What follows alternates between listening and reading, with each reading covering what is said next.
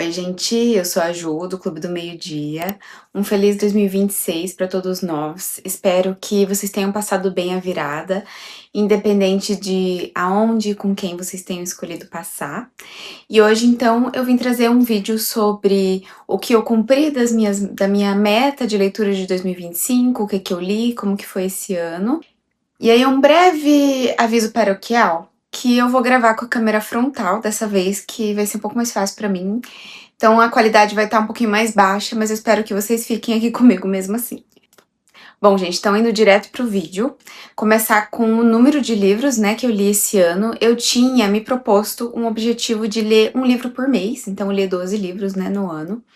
E eu li 28 livros esse ano, então eu consegui mais do que dobrar essa meta, né. Por um lado, eu sei que algumas pessoas consideram 12 livros muito pouco, né, porque tem gente que lê 50, 80, 200 livros no ano. Mas eu acho que isso é bem uma bolha, assim, né, do BookTok e tal, porque essa não é a realidade da média brasileira, né?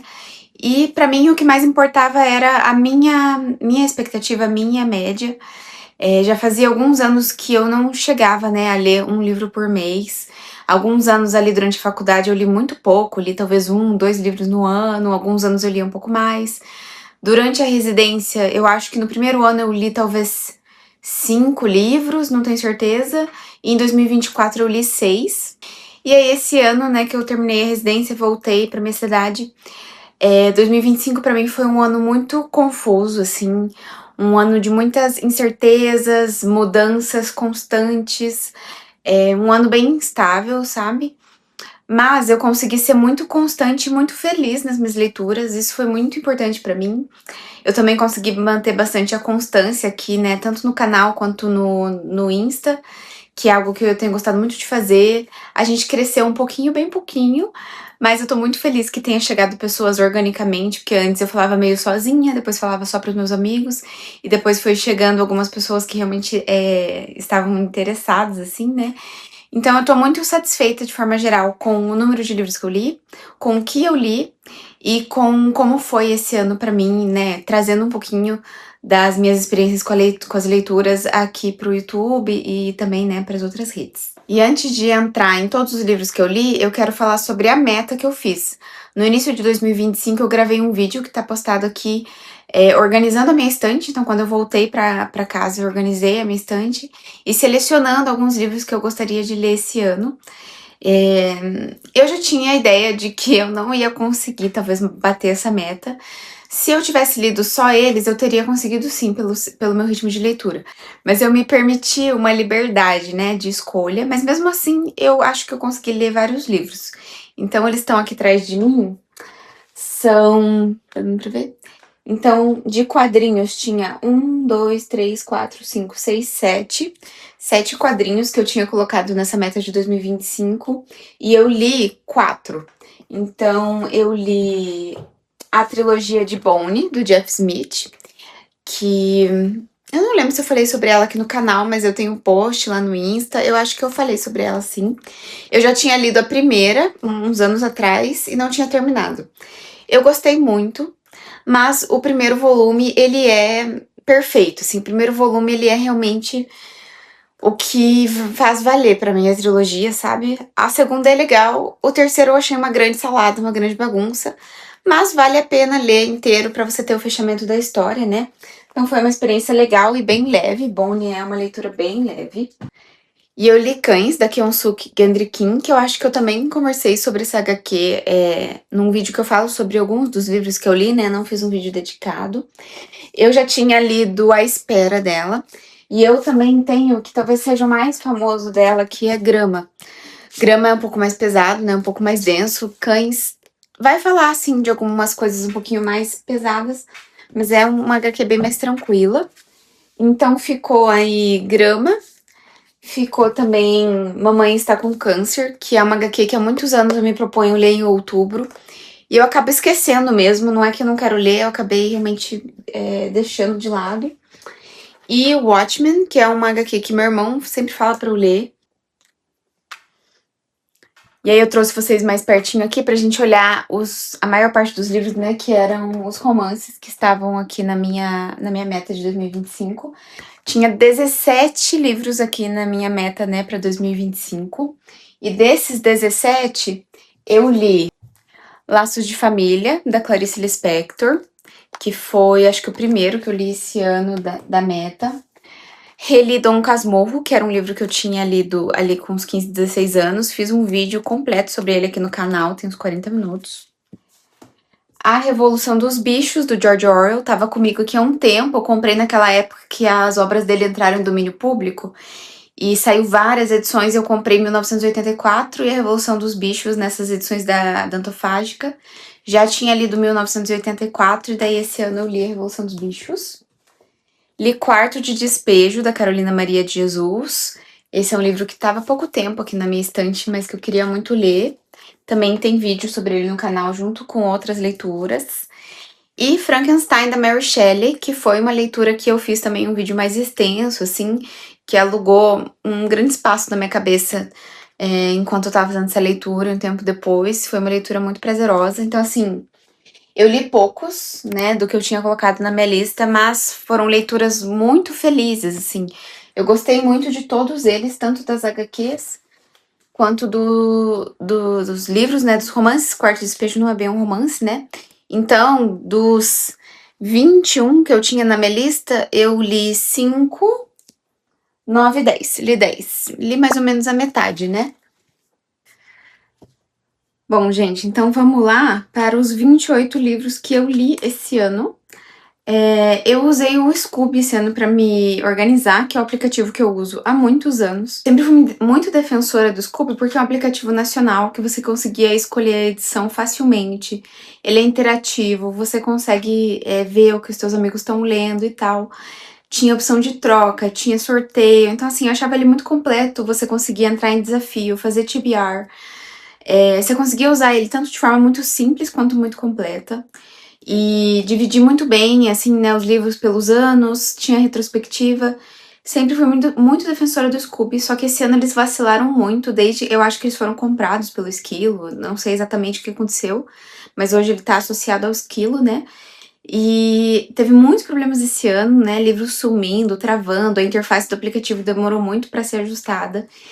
E eu tava ali, continuei, né, insistindo, mas agora no fim do ano eles não fizeram a retrospectiva. E eles se recusam a responder as pessoas, tipo, os clientes que estão reclamando, né, na internet. Eles não estão nem dando retorno mais, não estão mais respondendo as pessoas. Então, essa postura, né, da equipe me deixou bastante cabreira.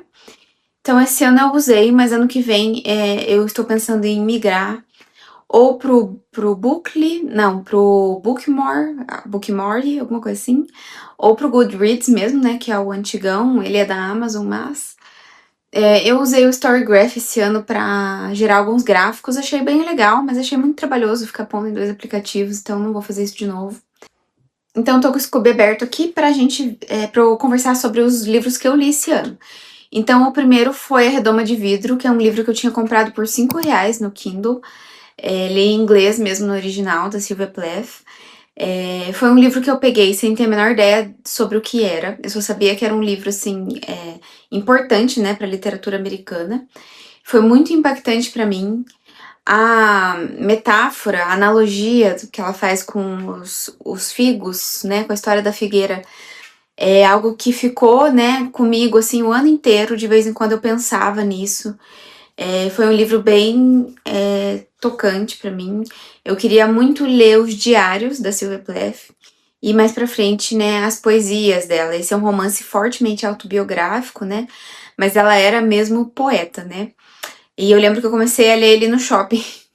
Eu tava num restaurante árabe ali, né, dando uma pausa numas compras que eu tava fazendo e eu li ele, comecei ele no shopping.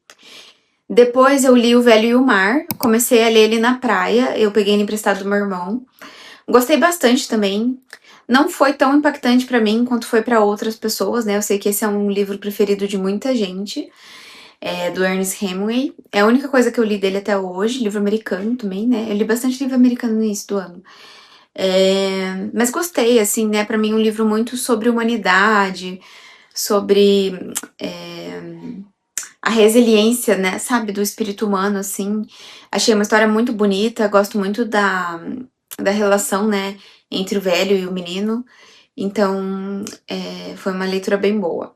Depois, eu li também no Kindle, eu acho que ele é gratuito no Kindle, aquele conto, o Papel de Parede Amarelo, eu nunca lembro o nome da autora, é da Charlotte Perkins Gilman.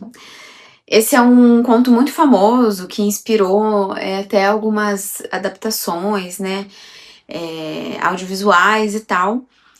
Gostei muito, ele tem uma temática muito próxima da Redoma de Vidro, e ele é bem curtinho, bem rápido de ler, e também foi bem marcante, assim, pra mim, achei bem legal.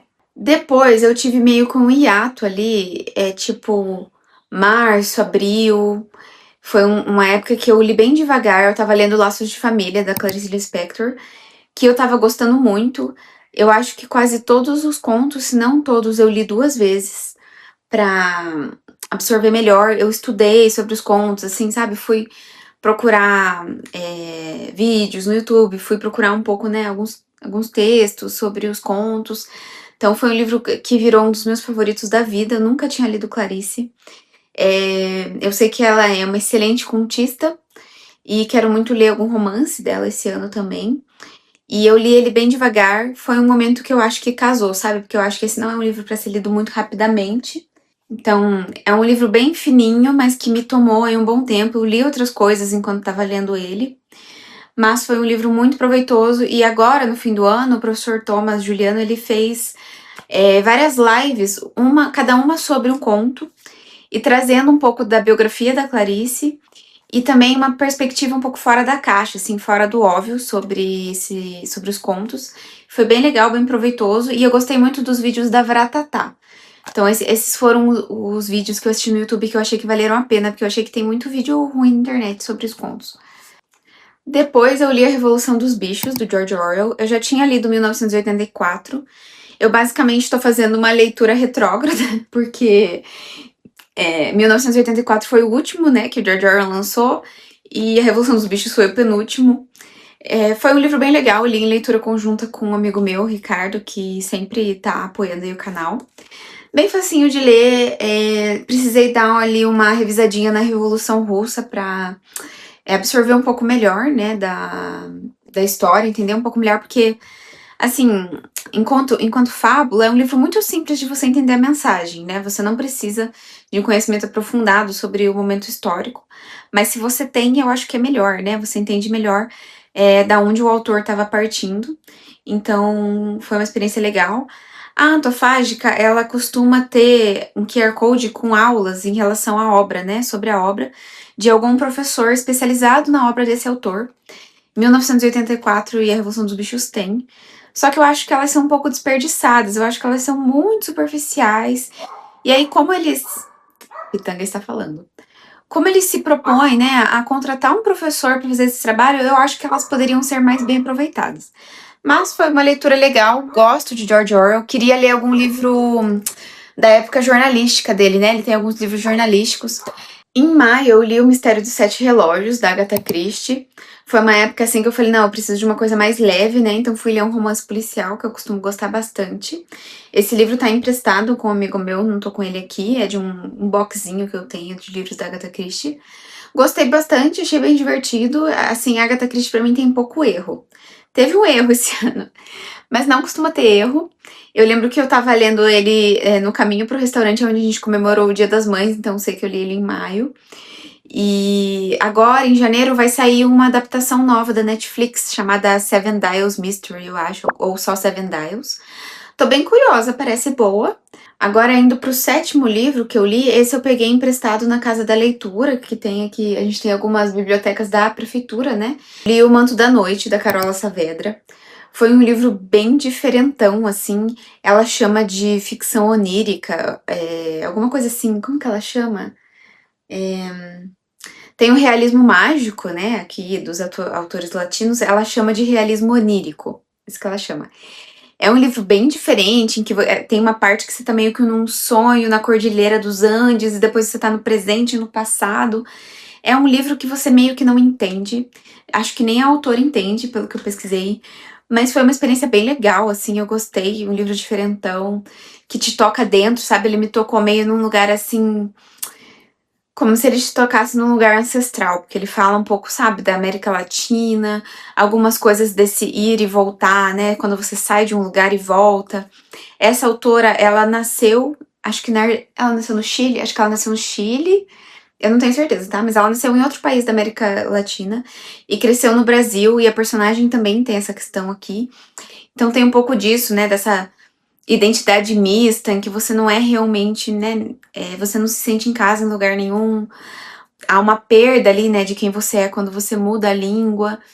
É um livro muito interessante, que eu não acho que eu cheguei nem perto, assim, de absorver tudo que ele tem pra trazer. É um livro curto, mas bem diferentão. Uma grande parte dele eu fiquei pensando o que que eu tô lendo. Mas eu gostei, foi uma experiência legal, assim, não foi incrível, não foi um dos melhores livros da vida, mas foi um livro legal.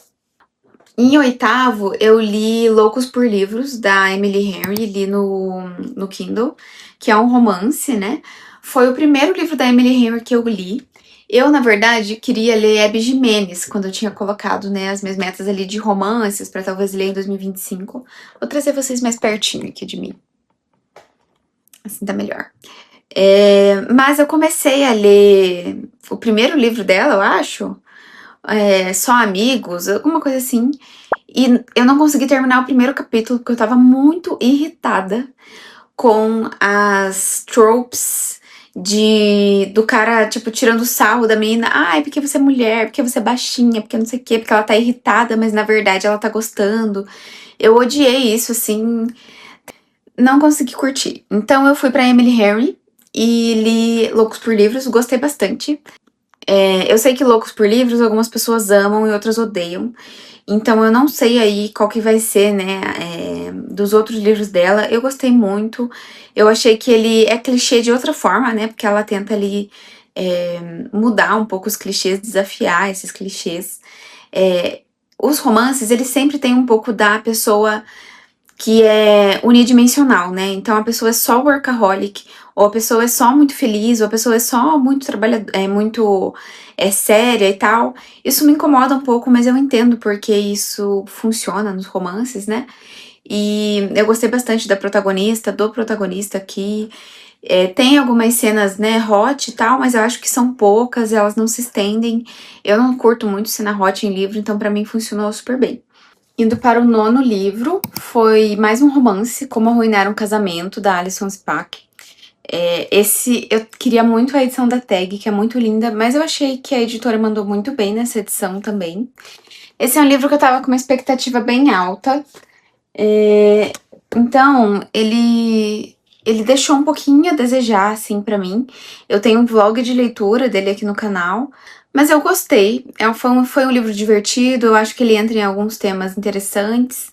Ele vai falar aqui sobre a depressão de uma forma mais leve, sabe? Sem muito estigma, que eu achei bem interessante. Mas eu acho que ele poderia ter ido um pouquinho mais fundo. Então é um livro que eu gostei, foi um romance bem legal, diferente de ler, assim, porque ele não é muito focado na parte da relação amorosa, e eu acho que ele poderia ser ainda menos focado nisso. Eu acho que funcionaria ainda melhor. Depois eu li O Mundo se Despedaça, do Chinua Achebe, um livro nigeriano. Peguei ele também na Casa da Leitura, que fazia parte também do clube de leitura da prefeitura. Ele foi um livro muito interessante, assim, bem diferente do que eu tava esperando.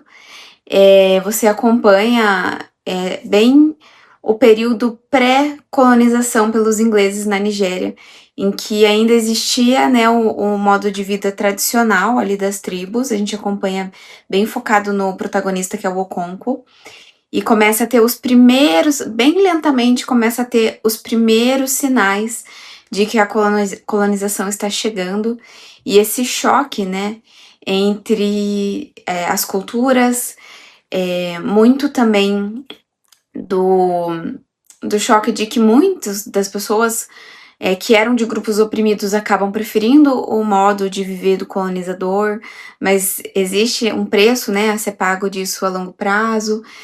Pessoas que tinham muito prestígio perdendo essa posição, e conhecer muito, assim, da base, né, da cultura nigeriana. Depois eu li um livro que era do Clube Leia Mulheres. Eu não consegui participar de nenhum desses encontros, do Clube do Livro da Prefeitura, nem do Leia Mulheres, mas li Se Deus Me Chamar Não Vou, da Mariana Salomão Carraro. Livro bem curtinho, que você lê da perspectiva, como se fosse da perspectiva de uma criança de 10, 11 anos ali. Muito bonitinho, muito dolorido. Uma criança sendo crua e inocente em relação, né, ao que acontece com ela. Foi um livro que me tocou, assim, de uma forma bem especial, sabe? De ver como é no olho da criança ser criança, sabe? E como muitas coisas que a gente vê que são cruéis, que estão acontecendo com ela vê até com certa naturalidade, mas o livro não é um livro pesado, não é um livro que te põe pra baixo, é um livro realmente assim que eu acho que a autora fez um trabalho muito legal de conseguir trazer essa perspectiva da criança. Depois eu li então Warbreaker, do Brandon Sanderson, foi a única fantasia que eu li esse ano, e o primeiro Brandon Sanderson, como vocês podem ver, foi um ano de muitos primeiros aí de autores, né? Gostei bastante, me diverti bastante com esse livro. Achei o sistema de magia super divertido, super criativo. E se esse ano eu for ler fantasia, vou escolher mais um Brandon Sanderson pra ler, porque eu achei que vale muito a pena. Queria ler a trilogia Mistborn. Foi o livro mais longo que eu li esse ano, ele tem quase 800 páginas. É um calhamacinho, né? Poderia ser maior ainda, né? Tem livros maiores. Mas foi aí o maior livro que eu li esse ano. Depois eu li no Kindle A Loucura do Mel, que é um livro escrito em conjunto pela Jodi Picoult, não sei como fala o nome dela, e pela Jennifer Finney Boylan. Elas escreveram cada uma um capítulo. É um livro bem interessante, é um livro que eu acho que o plot twist que tem no final, né, a descoberta que tem no final, ela é essencial, assim, pra te dar uma mudança de perspectiva das coisas a partir daquele momento. É um livro que no início eu gostei, mas fiquei meio na dúvida se eu adorei, e quanto mais eu pensava sobre ele, refletia sobre ele, mais eu gostava. É um livro que eu comecei a ler no início de umas, tipo, férias que eu tirei ali em setembro. Eu lembro que eu comecei a ler ele no primeiro dia. Eu fui no cinema sozinha, aí fui tomar um café e li ele. Comecei ele. Li bem rápido, porque ele tem, né, um clima de investigação policial mesmo. A única coisa que eu gostaria é que a parte das abelhas tivesse sido um pouquinho mais explorada. Ela fala, né, a personagem da mãe ali, ela vai falar com frequência sobre as abelhas, assim, e traçar alguns paralelos, mas eu gostaria que isso tivesse sido explorado de uma forma um pouquinho mais profunda. Mas eu gostei, foi um livro bem legal. Então depois eu li Quarto de Despejo, da Carolina Maria de Jesus. Esse eu acho que foi o único livro de não ficção que eu terminei esse ano, em 2025, né, no caso. Foi uma pedrada, tá? Foi um livro que é uma pedrada. Não é um livro longo, mas foi um livro um pouco difícil de ler. É um livro que em muitos momentos ele é repetitivo, porque aqui são os diários da Carolina, e em muitos momentos ela vai ter os mesmos problemas, né? Que vai ser a dificuldade em encontrar, conseguir comida, ter comida, a dificuldade com água, a dificuldade em viver, em sobreviver, os medos dela em relação à educação dos filhos, no ambiente que ela tá. É um livro muito importante, né, na literatura brasileira, um livro único, e eu acho que é um livro que todo brasileiro deveria ler. Depois, então, eu li essa HQ, né, Cães, da Kyung-suk Gendry Kim. É uma HQ bonitinha, é uma HQ tocante, e ela traz um ponto de vista interessante da relação com os cães na Coreia do Sul, em que a gente tem, né, uma cultura, uma relação um pouco diferente com os animais. Achei bem legal. Em outubro, então, eu fiz a releitura de Dom Casmurro, do Machado de Assis, que eu tinha lido ali adolescente. Foi maravilhoso, incrível, eu tenho 40 minutos falando desse livro sem parar. É um livro perfeito, não tem nenhum defeito nesse livro. É incrível, fininho, leiam. E essa editora aqui, ó, falei mal dela, da edição, porque é meio feia, mas a edição é muito boa.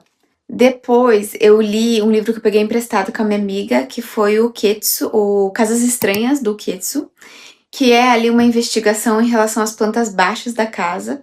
Eu tinha achado a ideia bem legal, esses livros do Ketsu viraram um fenômeno mundial, né, porque ele é um youtuber meio misterioso, que produz uns conteúdos meio esquisitões, e ele tá sempre de máscara, né, ninguém sabe quem ele é e tal. É um livro legalzinho, eu esperava bem mais, assim, achei que ele se desenvolve de uma forma muito mirabolante, muito, assim, conveniente, então não dá aquela satisfação de um mistério bem construído, mas você consegue ler ele em um dia. Então, assim, eu acho que vale a pena a leitura, sabe, pra se distrair. Em outubro também eu li Frankenstein, da Mary Shelley. Esse foi um livro maravilhoso que também entrou aí nos meus favoritos da vida. Um livro que começou um pouco assim, eu comecei na dúvida se eu ia gostar ou não, ele era eu tava achando ele um pouco lento, mas no momento em que eu entrei na história e que eu comecei a pensar e pesquisar e refletir, eu comecei a gostar cada vez mais dessa história. Eu com certeza vou querer reler esse livro. Ler na edição da Penguin foi maravilhoso, assim, é uma edição muito confortável, com textos de apoio muito coerentes, assim, que ajudam muito na leitura. E eu também fiz um vídeo um pouquinho mais longo sobre essa leitura, porque eu acho que vale a pena se aprofundar. Depois eu li no Kindle Onde Está Daisy Mason, da Kara Hunter. Então, sempre que eu tô precisando dar, assim, uma quebra, eu vou pros livros de investigação, de thriller, né? Esse foi um livro que eu li durante uma viagem que eu fiz esse ano para Gramado. Foi um livro muito bom para ler assim nas pausas, sabe, no fim do dia. Achei bem legal. O final dele é um pouquinho mirabolante, mas eu gostei e eu leria outras coisas da autora. E eu acho que o grande trunfo desse livro é que ele traz um pouco ali das postagens nas redes sociais em relação a essa investigação, a esse tribunal, né, das redes sociais, que eu acho que às vezes fica muito brega, muito piegas, mas que eu acho que a autora acertou muito aqui. Inclusive, eu lembrei desse livro agora no caso do menino que tinha desaparecido no Pico do Paraná, e começaram a trazer várias teorias e perseguições em relação à amiga que tava com ele, não sei o quê. E eu lembrei muito de Onde Está Daisy Mason, quando começou a surgir. Felizmente ele foi encontrado bem, né, vivo, ele chegou, conseguiu chegar sozinho em um lugar, enfim. Então, eu acho que essa é a grande questão desse livro. Para o Clube do Livro, que eu estou participando, a gente leu A Noite das Bruxas em outubro, da Agatha Christie. E essa foi a primeira vez em que a Agatha Christie errou na minha experiência, né? Porque eu não li muitos livros dela. É um livro legal, mas é um livro bem fraco, assim, em comparação a outros livros dela. Eu fiquei um pouco decepcionada porque o nome é A Noite das Bruxas, mas não tem um clima de Halloween, porque só a primeira noite se passa ali na Noite das Bruxas e depois o desenrolar da história não tem muito a ver com essa temática. E eu acho que ele tem vários pontos fracos, assim, sabe? Depois, então, eu entrei em Bone, li o box de Bone do Jeff Smith, que eu já conversei um pouquinho no início do vídeo. Achei bem legal, achei bem divertido. Como eu falei, o primeiro volume é perfeito. Os outros são um pouco mais fracos, mas vale muito a pena a experiência, assim, as ilustrações são lindas, tem muitas coisas engraçadas, tem um pouco do épico, assim, uma coisa meio Senhor dos Anéis misturado com Disney. Eles até falam isso na sinopse ali, né, dos blurbs. Então, vale a pena, assim, se você quer uma HQ pra se divertir, pra se distrair, entrar num mundo meio maluco, vale bastante a pena. E depois pro Clube do Livro, a gente leu Violeta, da Isabel Allende. Eu nunca tinha lido Isabel Allende e esse livro ela publicou em 2021, um livro bem recente. Eu acho que ela publicou mais um depois já. Esse é um livro que eu sei que nem todo mundo gosta, né? Algumas pessoas acharam ele meio chato, meio parado. Eu gostei bastante, quero muito ler mais Isabel Allende. E tem muito da história do Chile aqui, né? É um país fictício, mas que a própria autora diz que ela se inspira muito no Chile, ela só não põe o nome do país e das cidades de fato, para que ela possa ter uma liberdade criativa ali na escrita. Gostei muito da forma como a Isabel Allende escreve. No final do ano, eu li 2 e-books, romances natalinos, que foi Um Sonho de Férias, da Christina Lauren, que são 2 autoras, né, na verdade, e li 7 Dias Juntos, da Francesca Horneck. Os 2 prometiam muito, tinham premissas muito legais. O primeiro com um looping temporal ali, uma pessoa que tá meio perdida, né, na sua vida pessoal, profissional e tal.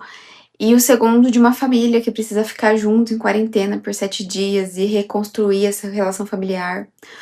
Os 2 foram experiências agradáveis, mas que poderiam ter sido muito melhores, assim, muito mais bem desenvolvidos. O primeiro, Um Sonho de Férias, eu acho que elas perderam a oportunidade de explorar melhor esse looping do tempo, as consequências disso, as escolhas da personagem. Chega um momento em que ficou muito focado no romance, que é um romance super gostosinho, mas que eu acho que perde-se as outras questões que essa personagem tinha, sabe? Então eu acho que elas propuseram algo muito grandioso, que é você fazer um looping temporal, e não souberam explorar. E 7 Dias Juntos, os personagens são insuportáveis demais. E eles demoram muito pra se redimir, pra começar a melhorar, pra ter, assim, uma reconstrução da relação. Então, quando chega no final, não parece que aquilo foi merecido, sabe? Que aquilo foi construído. Então, isso me tirou um pouco da história. E no final também eu acho que a autora fez uma escolha aqui que não tinha necessidade e que não tem o peso que deveria ter, porque a gente não se importa tanto assim com os personagens. Mas tudo bem. E aí eu ganhei de Natal do meu amigo O Natal de Poirot, da Agatha Christie. Então eu li 3 da Agatha Christie esse ano, que foi o que salvou meu Natal, porque eu achei um livro bem divertido.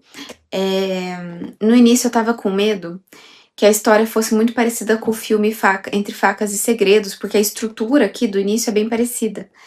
Mas não, né? Com certeza o filme se inspirou bastante, mas a história vai pra um caminho totalmente diferente. E eu achei bem legal. O plot twist aqui foi uma coisa que ela dá dicas o suficiente pra você não descobrir, mas quando você olha pra trás, você fala, faz sentido. Foi um livro bem rapidinho de ler e eu li ele ali um pouquinho antes do Natal.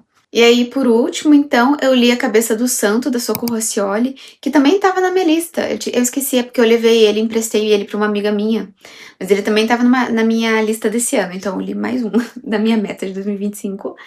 Bem na finaleira ali, comecei a ler ele no dia 25, no almoço ali de Natal. Gostei bastante. É um livro que flui bem rápido. Eu acho a capa sem a jacket muito linda, um dos livros mais bonitos que eu tenho aqui na minha estante. É uma história bem brasileira, bem assim, parece uma novela de telenovela, sabe? Mas de uma forma positiva. Achei um livro bem gostoso de ler. Eu esperava talvez um pouco mais, eu acho que porque eu sempre ouvi falar muito bem desse livro, eu criei uma expectativa muito grande, mas eu achei bem bom e eu quero ler outros livros dessa autora.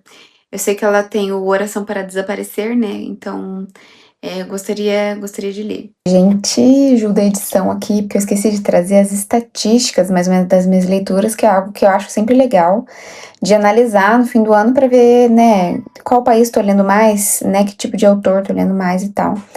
E esse ano, os livros que eu mais li foram nos Estados Unidos, 11 livros, porque muitos dos livros de entretenimento, romance e tal que eu li esse ano são americanos, 7 ingleses, que eu li 3 Agatha Christie, né, e 6 brasileiros, que eu achei pouco, acho que tem que melhorar. E os demais, eles se distribuíram entre outros países, né, Chile, Coreia do Sul e tal. Aí, de autoras mulheres, eu acho que esse ano a maioria das autoras que eu li são mulheres. Foram 22 livros de autoria de mulheres, de 28. Muito bom. Eu tendo a gostar mais, já percebi, de livros escritos por mulheres, mas esse ano foi um ano, assim, com uma certa coincidência também. E de pessoas não brancas, eu li 6 livros. Então também é algo talvez a levar em consideração. Eu não escolho os livros por esses fatores, né? Mas eu acho sempre legal prestar atenção e ver se às vezes falta olhar, né, para algum livro. Eu acho que adicionar mais nacionalidades é algo que eu tenho buscado, sim. E também ler mais Brasil, né? Eu tenho gostado muito de literatura brasileira, então eu quero ler mais esse ano, inclusive. E fiquei feliz de ver que muitos dos meus livros preferidos, inclusive da vida, são de autoras mulheres. E vamos ver como é que vai ser 2026. Bom, gente, então é isso. Eu acabei aqui com uma bagunça geral, porque eu vou reorganizar a minha parte, o meu nicho ali, de onde ficam os livros que eu quero ler esse ano. Espero que vocês tenham gostado. Me contem como que foi o ano de leitura de vocês, quantos livros vocês leram, como que tá a expectativa, as perspectivas para esse ano de 2026. Espero que a gente continue aí juntos esse ano, conversando sobre as leituras. Me sigam lá nas outras redes, eu sou um pouquinho mais frequente por lá, né? Um beijo e tchau!